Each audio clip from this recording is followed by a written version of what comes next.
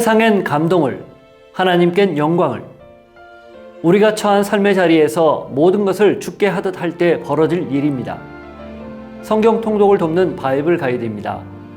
골로새서 1장에서 4장을 읽습니다. 바울이 감금되었을 때 작성된 이 편지는 교회 전통으로는 로마에서 기록된 것을 지지하지만 일부 학자들은 가이사랴에서 썼다고도 봅니다. 1장 1절에 바울과 디모데가 골로새서의 저자로 언급된 것처럼 보이지만 편지 전체에 걸쳐 1인칭 단수형이 사용되고 있음을 볼 때 저자는 바울임을 알 수 있습니다. 골로새 교회는 바울이 직접 세운 교회는 아니었지만 바울의 동역자 에바브라가 사역하던 교회였고 빌레몬이 장로로 섬겼던 교회였습니다.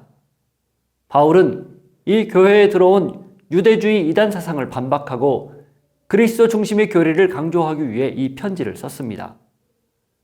골로새 교회는 바울이 에베소에서 3년 사역하는 동안 세워진 것으로 추측합니다.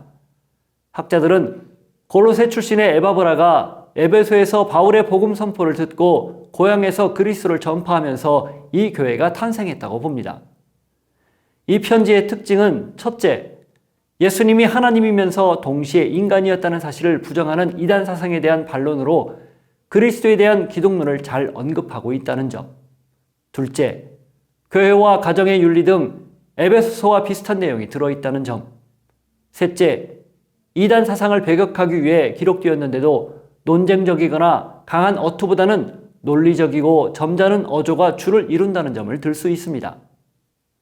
한편 골로새 교회에 있던 이단 사상들은 물질은 악한 것이라 주장하며 예수님의 성육신을 부인하고 특별한 지식이 있어야 구원을 받을 수 있다고 주장하며 예수님의 십자가 구속에 따른 구원을 부인하는 거짓 철학, 육체의 할례, 음식 규례, 특별한 절기 준수가 구원과 관계에 있다고 주장하는 유대 율법주의, 사람이 직접 하나님께 경배하는 것을 교만한 것으로 여겨 둘 사이의 중보자인 천사를 숭배하는 것이 겸손한 것이라 주장하는 천사 숭배 신비주의, 맛보지 말라, 만지지 말라 등 금욕적인 계명으로 신앙을 통제하는 금욕주의가 있었습니다.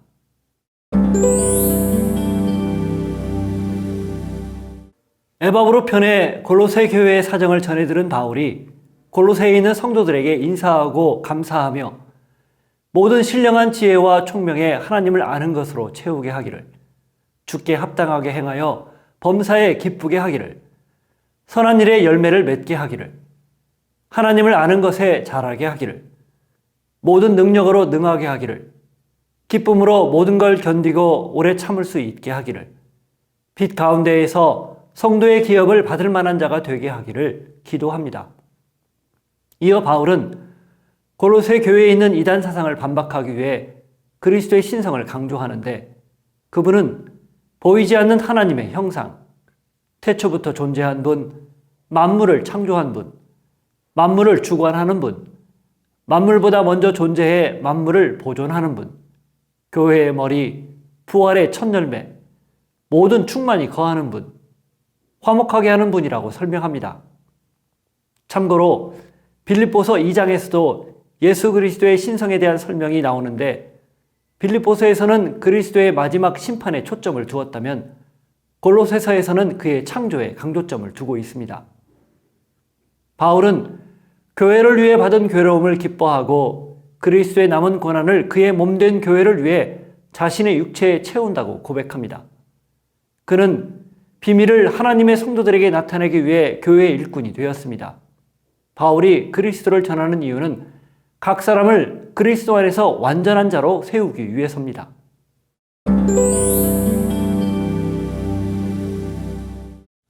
그리스도 안에서 각 사람을 완전한 자로 세우기 위한 바울의 마음은 하나님의 역사를 따라 힘을 다해 수고하는 것으로 나타납니다. 그는 설령 자신을 알지 못하는 자들이 있다 해도 그들이 하나님의 비밀인 그리스도를 깨달을 수 있도록 최선을 다했습니다. 그리스도 안에는 지혜와 지식의 모든 보화가 감춰져 있습니다. 그러므로 그리스도 예수를 주로 받은 사람들은 그 안에서 행하되 뿌리를 박으며 세움을 받아 믿음에 굳게 서서 감사해야 합니다. 이를 위해 성도들은 첫째, 철학과 헛된 속임수인 세상의 초등 학문을 따르지 않고 그리스도를 따라야 합니다. 신성의 모든 충만이 그리스도 안에 육체로 거하기 때문이며 그리스도가 모든 통치자와 권세의 머리이기 때문입니다. 초등학문이라는 헬라어 스토이케이아는 세상의 기본적 원리로 번역되기도 하지만 고대 세계에서는 페르시아의 종교 문헌, 마술용 파피루스, 점성술 문헌 등 모든 것들을 일컫는 데 사용했습니다. 바울은 이 말을 귀신의 영들이나 당시 사회의 미신적 믿음을 가리키는 데 사용한 것 같습니다. 세상의 생각이나 미신을 따르지 말고 그리스도만 믿고 따르라는 권면입니다. 둘째, 손으로 행한 할례 대신 십자가를 통해 구원의 증거로 받은 그리스도의 할례를 기억해야 합니다. 셋째, 먹는 것, 마시는 것, 절기, 초하루, 안식일 등 종교적 제약에 매이지 않아야 합니다. 넷째, 누구도 꾸며낸 겸손과 천사 숭배에 빠져서는 안 됩니다. 한마디로 세상의 규례에 순종하지 말고 오직 그리스도에게 순종하라는 의미입니다. 골로새 교회 안에 있는 헛된 이단 사상은 죄악을 제어할 능력이 없기 때문입니다.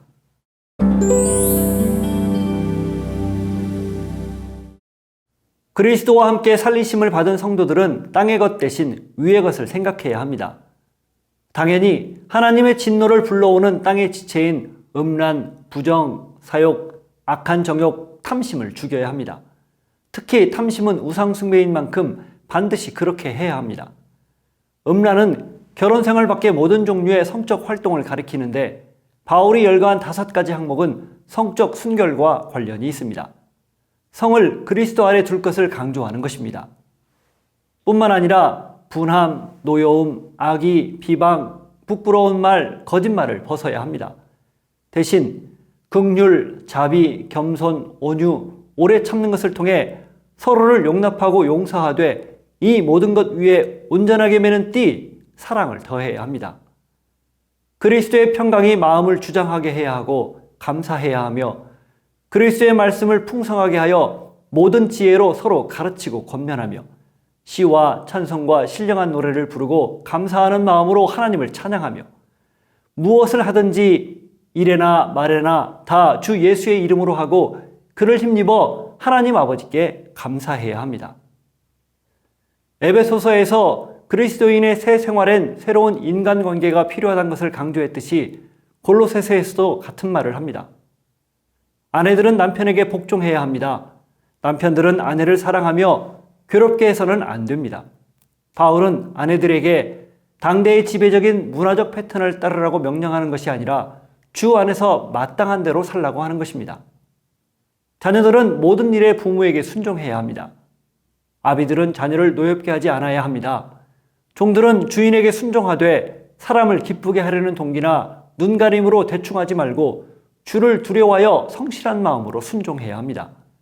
무슨 일을 하든지 마음을 다하여 주께 하듯 해야 하지 사람에게 하듯 하지 않아야 합니다. 주인들은 의와 공평으로 종들을 대해야 합니다. 특히 종과 주인에 대해 길고 자세히 설명한 것은 당시 사회의 통념을 넘어서 하나님 안에서는 누구나 하나님의 자녀라는 걸 깨닫고 서로 사랑하고 존중해야 한다는 것을 강조한 파격이었습니다. 바울이 골로새 교인들에게 권면합니다. 기도를 계속하고 감사하면서 깨어 있으라. 우리가 전도할 문이 활짝 열리도록 기도해달라. 세월을 아끼라. 말은 항상 은혜 안에서 소금으로 맛을 내는 것 같이 하라. 바울은 동역자들의 이름을 나열하며 마지막 안부를 전합니다. 자신의 사정을 알려 골로새 교회를 위로하기 위해 보내는 두기고 함께 보내는 골로새 교회의 오네시모를 먼저 언급합니다. 이어 자신과 함께 갇힌 아리스다고와 바나바의 조카 마가를 언급합니다. 바울의 첫 번째 선교여행에 동행했다가 갑자기 떠나버려 바울과 바나바를 크게 다투게 했던 요한 마가와 동일 인물입니다. 바울과 마가가 서로 화해했고 마가가 바울을 돕고 있음을 알 수 있는 내용입니다. 그리고 할레파이지만 하나님 나라를 위해 함께 동역하는 유스도라 하는 예수, 골로새 출신으로 라오디게아와 히에라볼리에서 많이 수고한 예수 그리스도의 종 에바브라, 의사 누가, 데마가 문안한다고 말합니다. 이 편지를 라오디게아 교회에서도 읽게 하고 또 라우디게아 교회에서 오는 편지도 읽으라고 한 후 바울은 친필로 문안하고 편지를 마무리합니다.